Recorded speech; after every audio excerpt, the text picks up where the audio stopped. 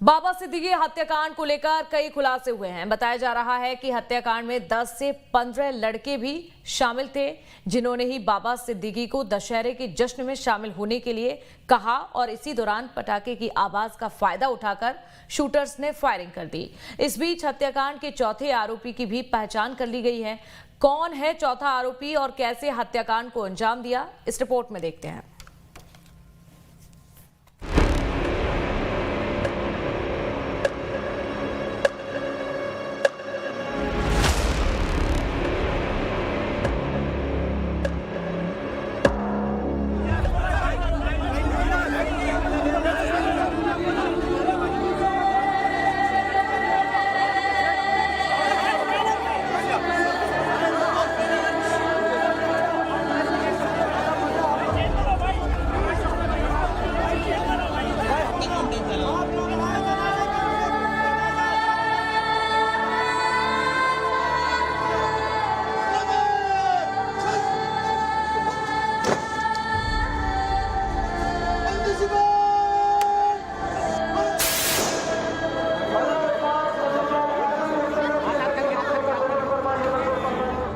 बाबा सिद्दीकी हत्याकांड पर चौंकाने वाला खुलासा।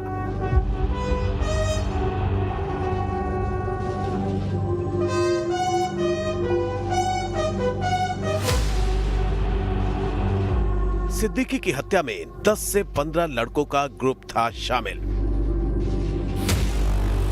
बाबा सिद्दीकी की हत्या में अंतरराष्ट्रीय गिरोह के शामिल होने का शक। जैसे जैसे महाराष्ट्र के पूर्व मंत्री और अजित गुट के नेता बाबा सिद्दीकी हत्याकांड की जांच आगे बढ़ रही है, वैसे वैसे इससे जुड़े नए खुलासे हो रहे हैं।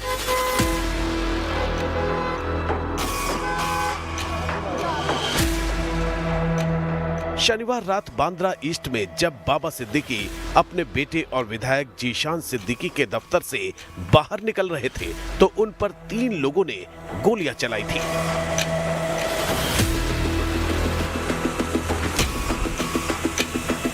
लेकिन सूत्रों के मुताबिक हत्याकांड में सिर्फ 3 ही लोग शामिल नहीं थे।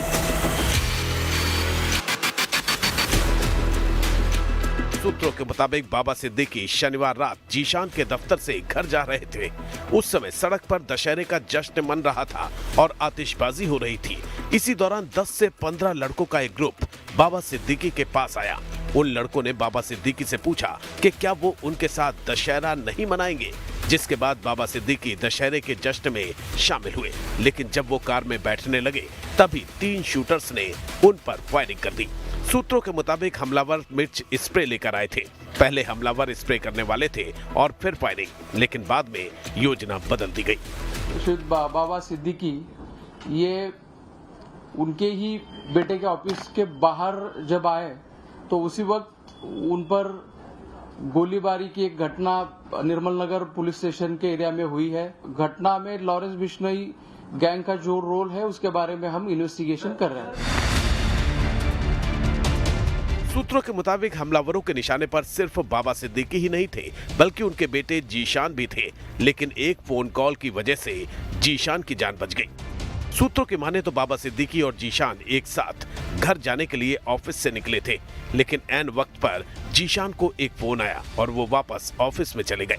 इधर जीशान ऑफिस के अंदर फोन पर बात कर रहे थे, उधर बाहर उनके पिता पर हमलावरों ने गोली चला दी। अगर जीशान भी पिता के साथ बाहर निकले होते तो शायद बाप बेटे दोनों को गोली मार दी गई होती। इस बीच बाबा सिद्दीकी की हत्या की जिम्मेदारी लॉरेंस बिश्नोई गैंग ने ली है। वहीं पुलिस सूत्रों के मुताबिक भी हत्याकांड के आरोपियों के तार किसी अंतरराष्ट्रीय गिरोह से हो सकते हैं, जिसकी जांच जारी है। एक्यूज के पास से 2 पिस्टल और 28 राउंड्स हमने बरामद किए हैं और एक्यूज की कस्टडी जो है 21 तारीख तक हमें मिली है। जैसे कि आप अभी बोल रहे हैं कि लॉरेंस बिश्नोई या फिर सलमान खान या फिर और भी कोई एंगल होगा, तो इन सभी एंगल से हम जांच कर रहे हैं। बाबा सिद्दीकी हत्याकांड के 4 आरोपियों की पहचान कर ली गई है। एक आरोपी गुरमेल सिंह हरियाणा का रहने वाला है।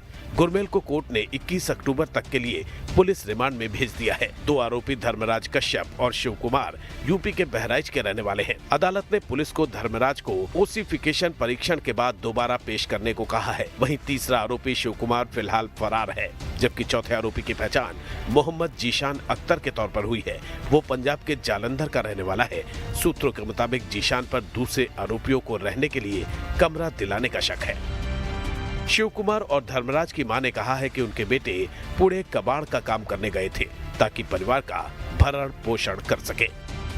2 महीना होगी, पहले बार गवा है साहब। कहाँ पे था ये पूना ही है, तो हमसे बताई के पूना गए रहे, सब जात रहे, कबाड़ खरीदत रहे। हमका नहीं मालूम, हमका यही मालूम है कि हरीश के दुकान पर ही भंगार के काम करत रहा, यही हमका मालूम है और नहीं मालूम है। कहाँ पे काम करता था ये? पूना में। कितने साल से ये पुणे में काम कर रहा है? मतलब जात आवत तो रहा 3 साल से। मोले रे अब से आए रहा तो होली कह के, होली के 8 दिन बाद चले गए, तब से नहीं आए हैं। न बात बात कही कि नहीं आता।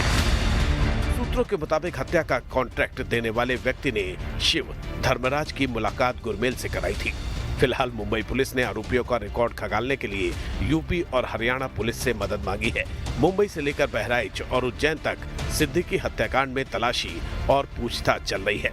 पुलिस को उम्मीद है कि शिव कुमार और जीशान के पकड़े जाने के बाद हत्याकांड के बारे में कई खुलासे हो सकते हैं।